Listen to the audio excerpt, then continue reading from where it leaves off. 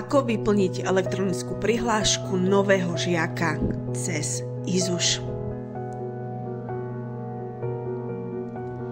Na začiatku je potrebné vyhľadať stránku IZUŠ vo vašom webovom prehliadači.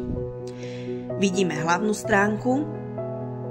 V tomto momente je potrebné pozrieť sa do ľavého dolného rohu a nájsť možnosť prihláška.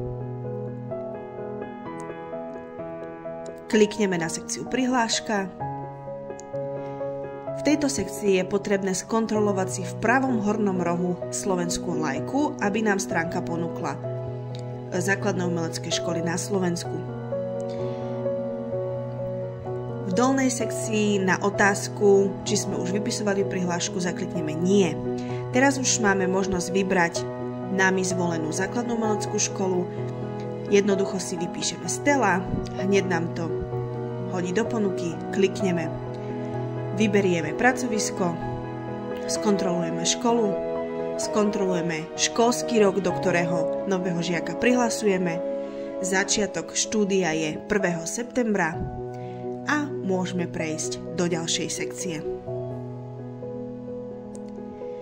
V tomto okamihu vypisujeme údaje žiaka. Prosím vypísať čo najpresnejšie, čo najviac údajov, pretože všetky tieto údaje sa nesú so žiakom počas celého jeho štúdia. Po vyplnení údajov prejdeme do ďalšej sekcie. Sekcia Zákonní zástupcovia žiaka. Je potrebné vypísať rovnako aj údaje zákonných zástupcov. Po vypísaní týchto údajov môžeme prejsť do ďalšej sekcie. V tomto okamihu vyberáme odbor, na ktorý sa nový žiak hlási. Máme na výber rôzne hudobné nástroje, takisto výtvarný odbor, tanečný odbor, literárno-dramatický odbor. Vyberieme odbor a prejdeme ďalej.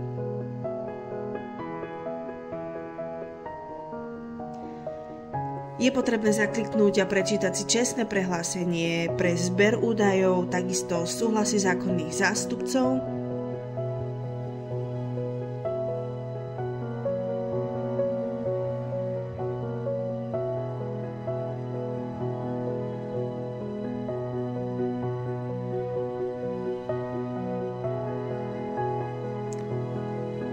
Bez prečítania a zakliknutia jednotlivých sekcií nás prihláška nepustí ďalej a presunieme sa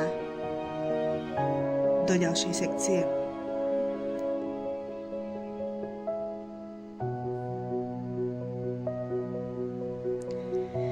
Tu už skontrolujeme správnosť údajov, potvrdíme aktualizácie a odošleme prihlášku.